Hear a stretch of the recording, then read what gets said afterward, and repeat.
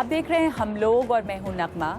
और अगर आप पढ़ने लिखने के, अदब के, साहित्य के शौकीन हैं तो ये एपिसोड आपके लिए है। दिल्ली में पिछले हफ्ते जश्न अदब नाम से एक कार्यक्रम हुआ। बहुत ही खूबसूरत कार्यक्रम था, बड़ा ही अच्छा मौका था और एक खूबसूरत कोशिश थी अदब और साहित्य का जश्न मनाने की, लेखकों को, शायरों को, कवियों को एक मंच पर लाने की और कुछ अच्छी खूबसूरत गुफ्तगू करने की, ज़बान के बारे में, भाषा के बारे में बातचीत करने की। और इस दौरान बहुत सारे लोग आए। हर साल की एक रस्म है कि किसी न किसी लेखक या शायर को नवाजा जाता है। इस साल बारी थी मशहूर लेखक, मशहूर कवि, गीतकार जावेद अख्तर की। जावेद अख्तर जिनको तहजीब, संस्कार विरासत में मिले, अदब उनकी विरासत में था। उनके पिता जानिसार अख्तर, उनकी माँ सफ़िया। लेकिन जावेद अख्तर ने खुद अपनी ज़िद और बगावत की वजह से शोहरत हासिल की, दौलत हासिल की। जावेद अख्तर अपने बारे में खुद कहते हैं कि वो चाहते तो बहुत पहले शेर कह सकते थे, लेकिन शेर ना कहना उनकी विरासत से उनकी बगावत थी। तो मैंने इस मौके पर जावेद अख्तर से बातचीत की और उनसे पूछा कि आखिर उन्होंने अपनी विरासत से समझौता कब किया, क्यों किया, ये हादसा कैसे हुआ। कुछ लोग थे, एक मौजूद सा हल्का था जिन्हें मैं सुनाता था अपनी शायरी और बाकी मेरे पास रहती थी। अब उन लोगों में जो चंद लोग थे उनमें से एक थे यश चोपड़ा साहब भी। और एक दिन 81 में वो मेरे पास आए और कहने लगे कि ये जो नया मेरी फिल्म है उसमें अदब जी, चलिए एक ही सलाम में 3-4 काम हो गए तो आप गाना लिख दीजिए। तो मैंने तो, हालांकि यश चोपड़ा किसी से गाना लिखने को कहें तो मेरे ख्याल से कोई भी राइटर भागता हुआ जाए, लेकिन मैंने कहा मैं तो नहीं लिखूंगा। मैं शायरी करता हूँ, एक पर्सनल का मेरा वो है हिस्सा, और स्क्रिप्ट लिखता हूँ, वो मेरा प्रोफेशनल काम है। मैं इसे भी बाजार में नहीं लाना चाहता। लेकिन उन्होंने बहुत इंसिस्ट किया और पीछे पड़ गए और उन्होंने मुझे निकलने का रास्ता ही नहीं दिया। तो फिर मैंने उनकी पिक्चर में गाना लिखा। जो पहला गाना जिंदगी का है वो देखा है ख्वाब, तो ये सिलसिले हुए लिखा और फिर वो मुंह से खून लग गया। पहले का वो दौर था जब साहिर साहब हुए, जानिसार अख्तर हैं, कवि प्रदीप हैं, नीरज हैं, शैलेंद्र हैं, ये तमाम लोग, और उसमें से बहुत ज़्यादातर लोग ऐसे थे जो शायर थे, जिनकी किताबें शाया हुई थी। और वहाँ से लेके जो ये दौर है, उर्दू का वो भी वक्त था जब बिल्कुल बुलंदी भी थी, फिर उर्दू ने एक वो भी दौर देखा जब जवाल था। पर आपको क्या लगता है कि उर्दू जो है वो हिंदुस्तानी सिनेमा ने किसी तरह उसकी हिफाजत भी की है, बचाए रखा है उसको? कोई शक नहीं। देखिए, वो एक मेरी गज़ल का एक मतला है, गज़ल जो अभी गैर मकबूल है, या तो होशियार करे वरना दीवाना कर दे, या तो होशियार करे वरना दीवाना कर दे, कोई तो काम मुकम्मल ये ज़माना कर दे। तो मसला ये है कि हम मुकम्मल काम कोई भी नहीं करते हैं। अब उर्दू ज़वाल पज़ीर है कि कमाल पज़ीर है, इस पे भी आप बहस कर सकते हैं। एक अजीब बात है, उर्दू स्क्रिप्ट पढ़ने वाले दिन ब दिन कम होते जा रहे हैं। उर्दू पढ़ने वाले दिन ब दिन बढ़ रहे हैं, देवनागरी में पढ़ते हैं। उर्दू किताबें पोइट्री की जो देवनागरी में छपती हैं वो इतनी बिकती हैं कि जिसकी कोई हद नहीं। जो भी अफोर्ड कर सकता है वो अपने बच्चे को इंग्लिश मीडियम स्कूल भेजता है और कॉन्वेंट भेजता है, और भेजना चाहिए। मैं उस पर इतराज़ नहीं कर रहा, मैं एक सेकंड को एंटी इंग्लिश नहीं, बल्कि मैं समझता हूँ कि अगर आपके बच्चे को आप अंग्रेज़ी ठीक से नहीं सिखा रहे तो उसके साथ बहुत ज़्यादती कर रहे हैं। लेकिन अफसोस की बात यह है that we are learning English at the cost of our own mother tongue और इंडिजिनस लैंग्वेज। ये गलत है। तो हुआ ये है कि जो खाते पीते लोग हैं, जो मिडिल क्लास है, अपर मिडिल क्लास है, वो उनके बच्चे जो हैं इंग्लिश मीडियम स्कूल में जाते हैं। पुअरेस्ट जो पुअर जो है वो नकुलर स्कूल में जाता है। अब exceptions can be found on both the sides, लेकिन रूल ये है कि जो बच्चा अंग्रेजी में पढ़ा और सीनियर कैम्ब्रिज भी कर लिया और उसके बाद वो कॉलेज में भी चला गया और उसका एक वर्ल्ड व्यू होता है, वो जानता है दुनिया में क्या हो रहा है, दुनिया के ट्रेंड क्या है, दुनिया की मॉरल वैल्यूज क्या चेंज हो रही हैं, एस्थेटिक सब क्या है, so on and so fourth. एक ब्रॉडर लिबरल एटीट्यूड उसमें आता है। लेकिन ही इज रूटलेस, उसे अपनी ज़बान नहीं आती, उसे अपना फोक म्यूजिक से कोई ताल्लुक नहीं है, उसे अपने फोक डांसेस बुरे लगते हैं, उसे अपना खाना भी जो है वो ठीक नहीं लगता, उसको कोई अपनी हिस्ट्री, अपनी परंपरा, अपनी ट्रेडिशन, रवायत, कहावतें, प्रॉवर्ब्स कुछ नहीं। दूसरी तरफ जो वर्नाकुलर स्कूल का पढ़ा हुआ बच्चा है वो इन चीज़ों से किसी हद तक एक्सपोज होता, लेकिन एक तो उसको क्योंकि अपनी ज़बान में दुनिया की किताबें मिलती नहीं, जो दुनिया की लेटेस्ट डेवलपमेंट है डिफरेंट फील्ड में, उनसे वो ना वाकिफ होता है, तो धीरे धीरे वो परोकियल होता है। और उसके अलावा उसे ऐसा लगता है कि जो फायदे में हैं लोग ये वो हैं जो अंग्रेजी बोल लेते हैं, तो उसके अंदर एक एंग्स्ट भी पैदा होता है जो उसकी शख्सियत को थोड़ा टेढ़ा करता है। तो वो क्या रहा है कि हम एक तरफ रूट्स बना रहे हैं, दूसरी तरफ ब्रांचेस बना रहे हैं, हमारे पास पूरे पेड़ ही नहीं है। और हमें चाहिए पूरे पेड़। ये one eight the cost of other is a bad deal जो कि हो रही है हमारे एजुकेशन सिस्टम में, हो रही है हमारे घर के जो माहौल है, एम्बियंस है, उसमें हो रही है। ये आपको हर जगह दिखता है। अब आप शिकायत करते हैं कि फिल्में गाने ऐसे कैसे आने लगे। ये फिल्में जो है मार्स पे या वीनस पे तो प्रोड्यूस होती नहीं है, वो तो इसी समाज में हो रही है ना।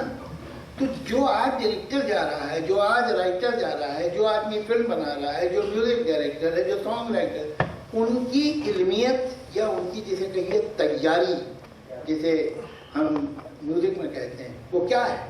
वही नहीं। और शुक्र ये है कि ऑडियंस भी उतनी ही तो ये है, ये गलत लिखते हैं, वो गलत बनाते हैं और वो गलत सुनाते हैं और सुनने वाले भी तो हम दो चार लोग हैं जो तकलीफ में हैं, बाकी दुनिया नहीं। वो दौर भी था जब शायरी थी, शेर, और उसमें मोहब्बत होती थी और पनपती थी, और अब तो वो वक्त ही नहीं है, बल्कि वो लग्जरी नहीं है वक्त की। और जब तक कि आप इस मुकाम पे पहुंचे, ब्रेकअप हो जाता है और ब्रेकअप सॉन्ग बनने लगा है। देखिए, मोहब्बत की सबसे बड़ी दुश्मन है टेक्नोलॉजी। मोहब्बत जो है वो हिज्र में और जुदाई में बनती है, आरज़ू में और तमन्ना में बनती है, ख्वाब में बनती है। वो जो है ईमेल ने और ये मोबाइल है वो किसका खत्म करवा दिया है। तो ये जो पढ़ाई लिखाई है उससे जो कटते जा रहे हैं लोग, तो यही चीजें नजर आ रही हैं अदब पे भी। ये चीजें शायरी या जिस किस्म के गाने या जिस किस्म के डायलॉग्स लिखे जा रहे हैं, आपने कहा कि तैयारी बिल्कुल भी नहीं है। सही, इसको अब हम यंगर जनरेशन को ब्लेम नहीं कर सकते। बच्चे वो नहीं करते जो आप उनसे कहते हैं, बच्चे वो करते हैं जो आप करते हैं। तो जिस घर में बच्चों ने देखा है कि किताबें हैं, और ये किताबें इंटीरियर डेकोरेटर नहीं लाया है बल्कि खुद घर के मालिकों ने खरीदे हैं। अच्छा, वैसी हकीकत है, मजाक नहीं। मैं ऐसे कई घर जाता हूँ जिनमें इंसाइक्लोपीडिया ब्रिटेनिका, चूँकि ब्राउन कलर की चमड़े की होती है, तो वो फर्नीचर से अच्छा मैच करती है। ये हकीकत है, आप समझेंगे कि मैं एक फनी बात कह रहा हूँ। तो इस तरह के, या वो रीडर डाइजेस्ट के जो सीरियल्स होते हैं, तो उनकी वो स्पाइन एक जैसी होती है, तो अगर वो पर्दे के रंग की है तो उसको लेके रैक पे रखा जाता है।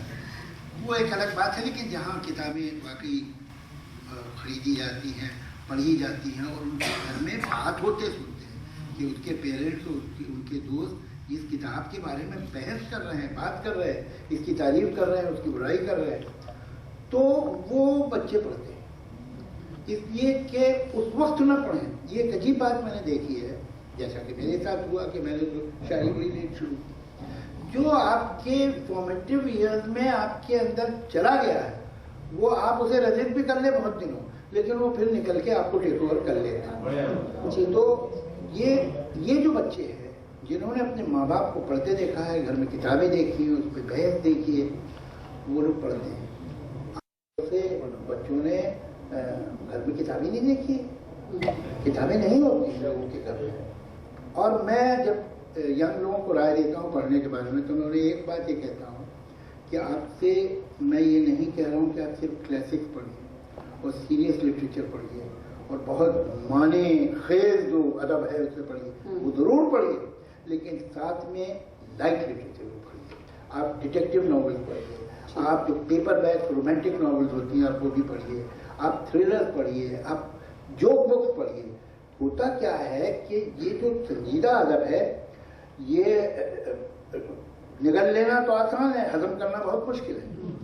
तो इसमें आपके नीरस होने का भी चांस होता है कि आपने बड़ी संजीदा बातें और आप एक पेडेस्टल पे बैठ गए और बड़ी बड़ी बातें सोचने की कोशिश करने लगे और हर वो बात आपको बुरी लगी जो बड़ी नहीं है आपकी डेफिनेशन में, तो फिर आप निरस हो जाते हैं। तो आपके अंदर जो है वो जो एक बचपन का और नौजवानी का खिलंड्रापन है वो बाकी रहना चाहिए और वो हर आप में ये कैपेसिटी रहनी चाहिए कि आप हल्की बातें, बेमाने बातें, कभी कभी अब्सर्ड बातें भी कर सके। अगर हर वक्त आप बहुत मीनिंगफुल बातें करते हैं तो एक तो आपको हार्ट अटैक हो सकता है और दूसरे अगर आपको नहीं तो दूसरों को हो सकता है।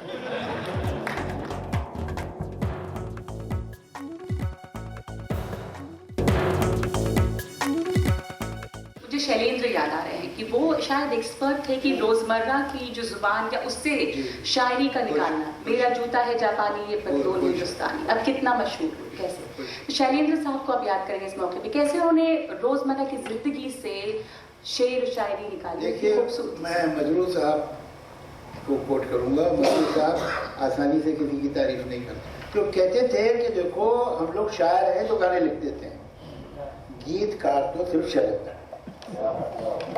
और शैलेंद्र जी का तो मैं रिश्ता जोड़ूंगा मीर मीरा कबीर से। वो सिलसिला है कि जहाँ इतनी सादगी से बात कहने की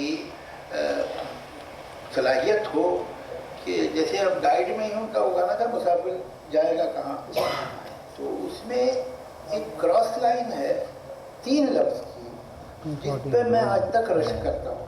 तूने तो सबको राह दिखाई, तू अपनी मंजिल क्यों भूला, औरों की उलझन सुलझा के राजा क्यों कच्चे धागों में झूला, क्यों नाचे सपेरा। ये जो 3 लफ्ज हैं, क्यों नाचे सपेरा, ये क्या बात है। तो इस तरह से उनके कितने गीत हैं जिसमें इतनी सीधी सी इतने सिंपल अल्फाज में वैसी बात कह सकते थे। लेकिन शैलेंद्र हैं, साहिर हैं, मजरूह हैं, राजन कृष्ण एक सॉन्ग राइटर है जो he is not as celebrated as he should be. Rajendra Krishna क्या रेंज, क्या क्या गीत इन्होंने लिखे हैं। ऐ दिल मुझे बता दे तो किस पे आ गया है, राजेंद्र कृष्ण इतने तो वो मेरे ख्याल से अगर आप उस जमाने की एक बी ग्रेड फिल्म जो होगी कोई टावर हाउस इस तरह की, गेस्ट हाउस इस तरह की भी फिल्म देखेंगे जिसमें अजीत और शकीला हीरो हीरोइन, उसमें भी आपको 1-2 कमाल के गाने मिलेंगे। तो जो जनरल स्टैंडर्ड है उस जमाने में कोई सॉन्ग राइटर ही नहीं था जिसके आप 8-10 बहुत अच्छे गाने न बता सकें। आपने राजेंद्र कृष्ण की बात की, जावेद साहब, उनके बारे में ये भी कहा जाता था कि वो सीन लिखते लिखते गाने आ जाते थे, जैसे चुप चुप खड़े हो जरूर कोई बात है, पहली मुलाकात है जी पहली मुलाकात। वो बहुत काबिल आदमी थे और मुझे शर्फ हासिल से उनसे मिलने का बाद मोहब्बत से मिलते थे और बड़े आदमी थे, तब ये था। तो कहने भाई मैं तो शायरी करता था और ये मेरा तखल्लुस था। फिर एक दिन मुझे रियलाइज हुआ कि भाई मैं कितना भी लिख लूँ, मैं जिगर मुरादाबादी तो हो नहीं सकता और ना जोश हो सकता हूँ और ना फैज हो सकता हूँ, ना मजाज हो सकता हूँ, तो मैं क्यों अपना टाइम वेस्ट कर रहा हूँ। तो मैंने लिखना पोएट्री बंद कर दी और मैं गाने लिखता हूँ। कि 1941 में एक तरह से गालिब का दाखिला हुआ था फिल्मों में, गालिब के शेर व शायरी इस्तेमाल होनी शुरू हुई, उसके बाद तो वो भी दौर था जी शायद गालिब का मैं कहीं कल पढ़ रही थी, अगर मेरे पास होगा, ये 1941 में गालिब आह को चाहिए एक उम्र असर होने तक, ये इस्तेमाल हुआ फिल्म में। ये मुझे इस वक्त यहाँ पे ध्यान नहीं है, पर ये लिखा था। और उसके बाद गालिब बहुत सारी और जगह पे भी इस्तेमाल हुए फिल्मों में। कहने का मतलब ये है कि गालिब जैसे शायद भी इस्तेमाल हो रहे थे फिल्मों में। उसके बाद जो है वो दर्जा जो है वो इतना गिरता चला गया कि अब ये है। तो एक वो दौर था जिसको आप गोल्डन पीरियड कहेंगे, तो वो कौन सा दौर था हिंदी फिल्मों में या हिंदुस्तानी फिल्मों में, जहाँ पे उर्दू एक मेन स्ट्रीम लैंग्वेज थी। पाकीज़ा जैसी फिल्में थी, मुगल आजम जैसी फिल्में थी, बहुत ऐसे आम फहम लफ्ज नहीं थे उसमें, पर इस्तेमाल हुए, लोगों ने सीखना चाहा। अगर समझ में नहीं आया मतलब तो कि हम उसको जाने सीखें, तो डायलॉग का, गानों का वो मजा भी था। 50 से 60 तक जो गीत है, जो डायलॉग है, जो लैंग्वेज है, वो बहुत खूबसूरत। ये 2 दहाइयाँ जो है यकीनन बहुत काबिल एहतराम, इसमें बहुत अच्छा काम हुआ है, बहुत अच्छे राइटर हुए और बहुत अच्छा लिखा गया है, नस्र भी और नज़्म जी।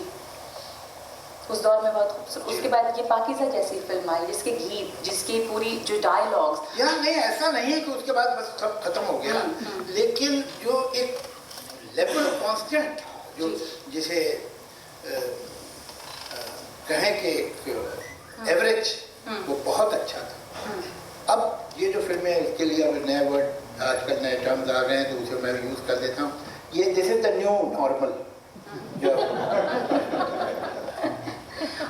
गीतकार जो होते थे वो ऐसे लफ्ज इस्तेमाल करते थे कि अगर आपको पता ना हो तो लोग जानना चाहें, क्योंकि गीत इतने खूबसूरत हैं। आपने एक दफ़ा कहीं कहा था कि अगर अल्फाज अच्छे हो, लिरिक्स अच्छे हो, तो गीत आपके साथ रह जाते हैं। देखिए, मेरा ऐसा ख्याल है कि ट्यून जो है वो फिजिकल अपीयरेंस है, और अल्फाज जो है वो किरदार है, कैरेक्टर है। तो होता है कि खूबसूरत सी धुन हो, बहुत उम्दा ट्यून हो, तो आपको अपील तो फ़ौरन करेगी। लेकिन अगर उसके अल्फाज जो हैं वो मामूली हैं, बेमाने हैं, कमज़ोर हैं, तो फिर कुछ दिनों बाद आप भूल जाएंगे। गाना बरसों बाद तो आपको वही याद रहेगा जिसकी धुन ही नहीं या जिसकी गायकी ही नहीं, बल्कि उसके अल्फाज भी नहीं याद होता। इसी तरह जैसे कि आप एक खूबसूरत आदमी को देखें, खूबसूरत है, अच्छा लगा, अब बैठ के बात की तो इसका तो बेवकूफ़ है, तो वो जो है, ये जो कैरेक्टर है वो उसके अल्फाज है जी। अब मैं ताहिर साहब जैसे, देखिए, ये रात ये चांदनी फिर कहाँ, सुन जा दिल की दास्तां, इस मीटर में ये भी लिखा जा सकता था, आजा आजा बालमा, मिल जा साजना, वो वही मीटर है। तो किसी को याद होता आज ये 60 साल के बाद? नहीं होता।